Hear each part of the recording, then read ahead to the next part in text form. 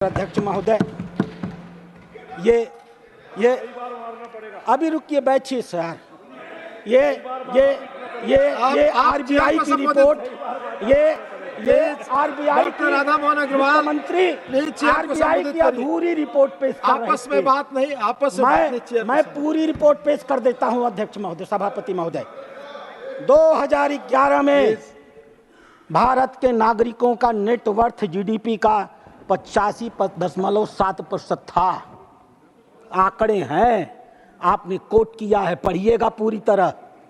मार्च 2014 में 3 साल के कार्यकाल में यह 85.7% से घट करके 78.5% आ गया। 3 साल के अंदर आपने देश के नागरिकों की 7% पूंजी लूट लिया।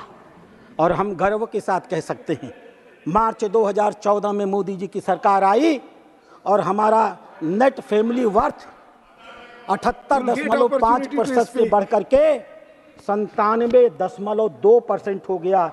अर्थात कुल मिला करके हमने 19% अतिरिक्त पूंजी इस देश के नागरिकों के जेब में पहुंचाने का काम किया। 2014 में इनकी सरकार थी, प्रति व्यक्ति आय 86,000 थी, 86,000। आपके आंकड़े हैं वहां से 50% नागरिक, 70% नागरिक। उस समय आंकड़ा देते थे तो आपको 50% और 70% नहीं दिखता था।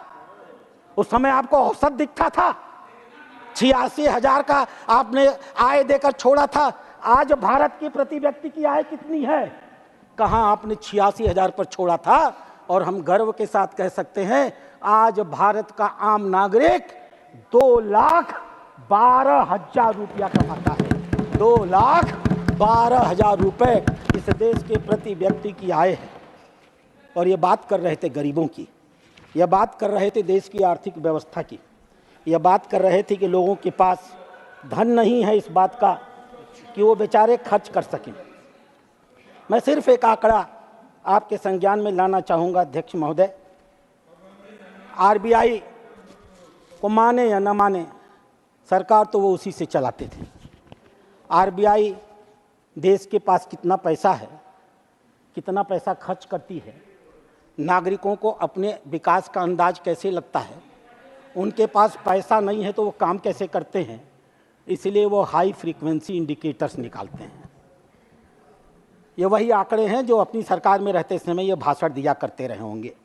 मैं इन्हें इनके चेहरे पर दिखा देता हूँ। ग्रामीण एरिया में 2 व्हीलर्स का सेल 21.3% बढ़ गया। कैसे बढ़ गया? बिना पैसे के।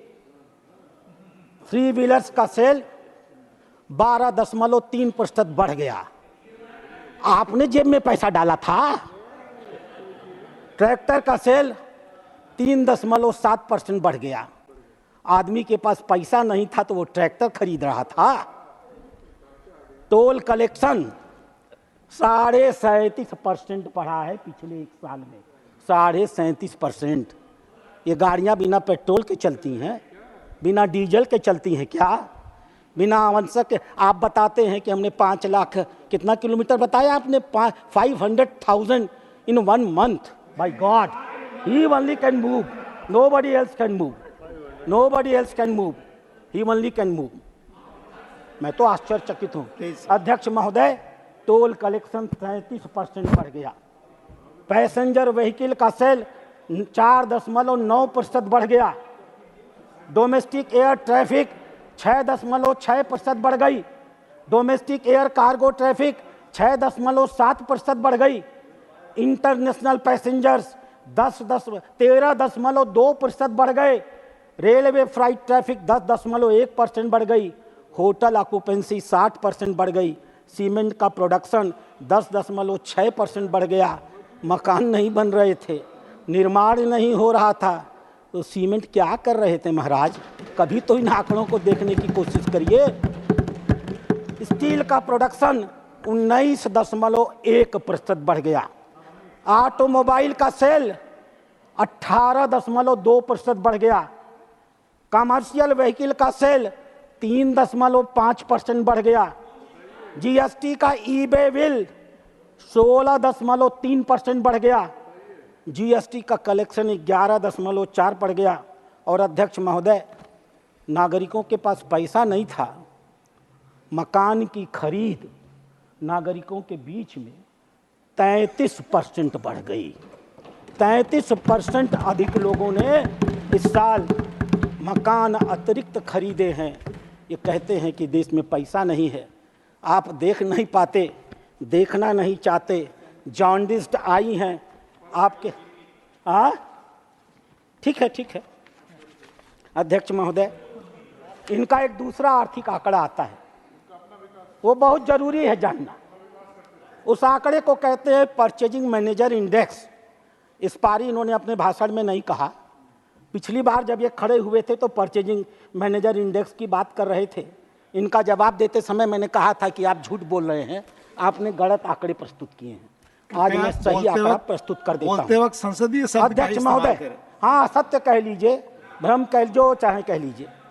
अध्यक्ष महोदय, परचेजिंग मैनेजर इंडेक्स मैन्युफैक्चरिंग क्षेत्र में, परचेजिंग मैनेजर इंडेक्स का मतलब होता है कि देश की विकास गति, समझ लीजिए नहीं तो फिर उल्टा बोलेंगे ये लोग, समझाना भी तो जरूरी है ना। इसका मतलब होता है कि आपके विकास पास की धारा 1 मिनट कैसी समय है डॉक्टर अगर अग्रवाल, 1 50 मिनट से समय। नीचे है इसका माने देश का विकास कम हो रहा है। अगर 50 से ऊपर है इसका मतलब देश का विकास बढ़ रहा है। माननीय नेता प्रतिपक्ष, 24 घंटा तो आप बोलते हैं, कभी हम लोगों को भी बोलने का मौका दे दीजिए। Purchasing manager index manufacturing, Australia का मूल्य है 47.2, जापान का मूल्य है 50, अमेरिका का मूल्य है 51, चीन का मूल्य है 51, यूके का मूल्य है 50, दुनिया का औसत है 50 और भारत का परचेजिंग मैनेजर इंडेक्स मैन्युफैक्चरिंग के क्षेत्र में 58.3% है। ये किस बात का द्योतक है? अध्यक्ष महोदय, ऐसे ही एक सर्विस के क्षेत्र में मैनेजर इंडेक्स निकाला जाता है। पिछले भाषण में इन्होंने उसको भी कोट आपका किया। समय खत्म हुआ, जो भी बोलेंगे जी पार्टी बैठे के हैं, मेरे टाइम से नेताजी जाएगा। बैठे हैं, जितना समय पार्टी देंगे के मैं आपके बोल टाइम से लूंगा। जाएगा। आदेश होते मान मैं बैठ जाऊंगा। ये भाजपा का समय है अध्यक्ष सभापति महोदय। एक सर्विस मैन्युफैक्चरिंग इंडेक्स होता है। इस बार इन्होंने नहीं बोला क्योंकि थोड़ा पढ़ लिख लिए होंगे, जान गए होंगे कि पिछली बार झूठ बोल दिया था। मैं उसका आंकड़ा बता देता हूं।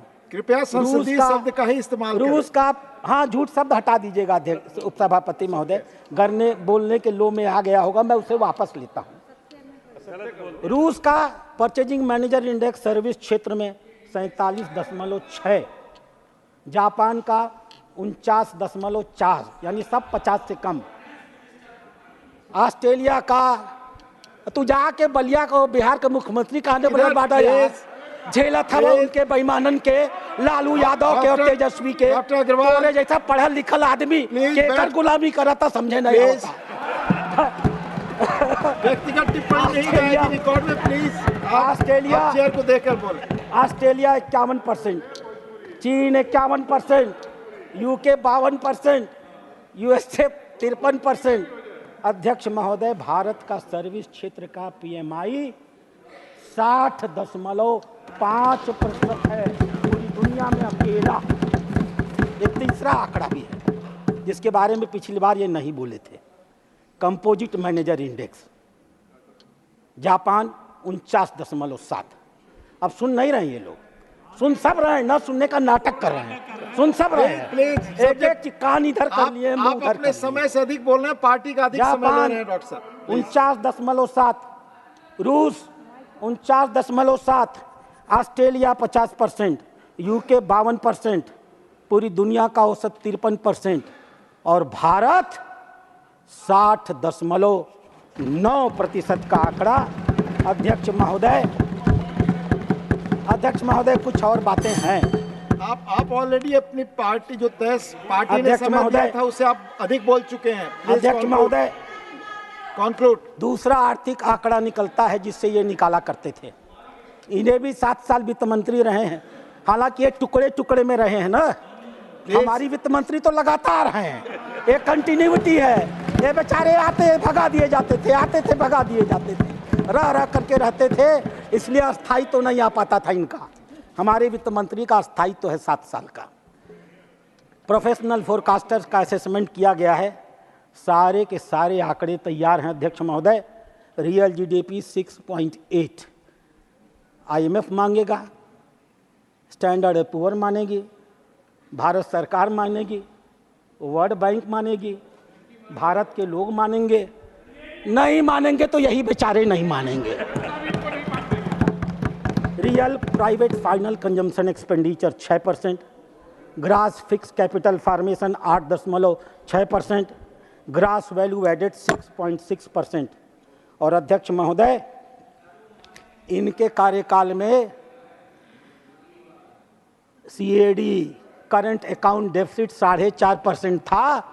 हम गर्व के साथ कह सकते हैं, हमारी वित्त मंत्री ने कल बजट प्रस्तुत किया और हमारा CAD 4.5% से घट करके 0.7% पर आ गया है।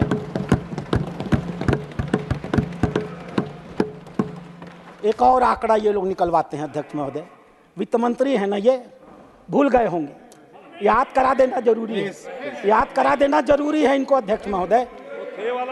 हाँ, अपने जमाने का सब याद रहता था, लंबे लंबे ये लोग। एक्चुअली अध्यक्ष महोदय जब अंग्रेजी में बोलते हैं ना, तो हम अपने उत्तर भारत के लोग थोड़ा दबदब से जाते हैं। जरा हिंदी में सुन ले और हिंदी में जवाब दे देंगे। RBI ने कैलकुलेशन किया, हम तो दिल्ली उनके ना भाई, मनोज झा के, उनके देवेक पड़ी करंट सिचुएशन इंडेक्स, भारत का करंट सिचुएशन इंडेक्स जो रोजगार के आधार पर बनता है, आर्थिक परिस्थितियों के आधार पर बनता है, मूल्य के आधार पर बनता है, आय के आधार पर बनता है और नागरिक के खर्च करने की क्षमता के आधार पर बनता है। 100 के मुकाबले इसका मूल्य है 97.1%। और 1 साल बाद भारत की आर्थिक व्यवस्था कैसी होगी, इन विशेषज्ञों के मन में आज से आने वाले 1 साल के बाद भारत आर्थिक रूप से कैसा मजबूत होगा, उसके लिए वो लोग निकालते हैं फ्यूचर एक्सपेक्टेशन इंडेक्स। और अध्यक्ष महोदय, 100 के इंडेक्स में भारत का मूल्य 124.7% है। ये गरीबी की बात कर रहे थे अध्यक्ष महोदय। ये वर्ल्ड बैंक एक ज़माने में गुलामी करते थे ना, उसी के इशारे पे नाचा करते थे ना। ये पर कैपिटा इनकम से गरीबी देखते हैं। भारत के प्रधानमंत्री ने तय किया, गरीबी से उठे थे ना वो, उन्हें मालूम था गरीबों की आय अगर थोड़ी सी बढ़ा दी जाए तो भी आर्थिक सुविधाओं तक उसकी पहुंच नहीं होती, सामाजिक सुविधाओं तक उसकी पहुंच नहीं होती, शैक्षणिक सुविधाओं तक उसकी पहुंच नहीं होती। उसकी जेब में पैसा होता है लेकिन विभिन्न सामाजिक पूर्वाग्रहों के नाते इन सुविधाओं को वो खरीद नहीं पाता। इसलिए आपने गौर किया होगा, माननीय प्रधानमंत्री ने गरीबों के अमीर बनने का इंतजार नहीं किया, उनकी जेब में पैसा आएगा तब वो ये सुविधा पाएंगे, इसका इंतजार नहीं किया। 4 करोड़ मकान बना के दे दिए, निःशुल्क दे दिया, घरों में शौचालय दे दिया, निःशुल्क दे दिया, घर में फ्री बिजली दे दिया, निःशुल्क दे दिया, इलाज का इलाज करा दिया, निःशुल्क दे दिया, गैस दे दिया, निःशुल्क दे दिया। और फिर आय बढ़ा करके 80,000 से बढ़ा करके 86,000 से बढ़ा करके अध्यक्ष महोदय 2,12,000 कर दिया। मैं समाप्त कर रहा हूँ। और ये नीति आयोग की आलोचना कर रहे थे, क्या करें, ये प्लानिंग कमीशन चलाया करते थे। ये अपने मुख्यमंत्रियों को चपरासियों की तरह प्लानिंग कमीशन के चपरासी के सामने घुटने टेकवाया करते थे। हमारी सरकार आई तो हमने तय किया, हम फेडरल कोऑपरेशन पर विश्वास करते हैं। हम प्रधानमंत्री हैं तो हमारा मुख्यमंत्री भी अपने प्रदेश का सम्मानित अधिकार है। हम अपने अधिकारियों को, हम अपने प्रधानमंत्रियों को, राजनीतिक जनप्रतिनिधियों को IAS और PCS के अधिकारियों के सामने अटेंडेंस लगाने के लिए मजबूर नहीं करेंगे। प्लानिंग कमीशन को समाप्त करके माननीय प्रधानमंत्री ने इस देश के हर मुख्यमंत्री के सम्मान की रक्षा की है। नीति आयोग का यह मल्टी डायमेंशनल पॉवर्टी इंडेक्स अध्यक्ष महोदय, जो यह बताता है कि पिछले 10 सालों में हमने 24 करोड़ 10 लाख लोगों को सिर्फ गरीबी रेखा से ऊपर नहीं उठाया है। जीवन की जितनी जरूरतें होती हैं ना, आप लोग तो अमर सेन के बहुत बड़े भक्त हैं ना, क्योंकि वो भाजपा के विरोधी हैं। अमर सेन का गुण गाते हैं आप लोग ना। अमर सेन भी लेकर के आए थे इसी मल्टी डायमेंशनल पॉवर्टी को, आपने नहीं लागू किया क्योंकि आपका चेहरा बेनकाब हो जाता। आपने नागरिकों को सुविधाएं दी नहीं थी, खाली फर्जी पर कैपिटा बताया करते थे। इसलिए आपने इस देश में मल्टी डायमेंशनल पॉवर्टी कभी नहीं लागू की। भारत के प्रधानमंत्री ने काम किया था, नागरिकों तक सुविधा पहुंचाई थी।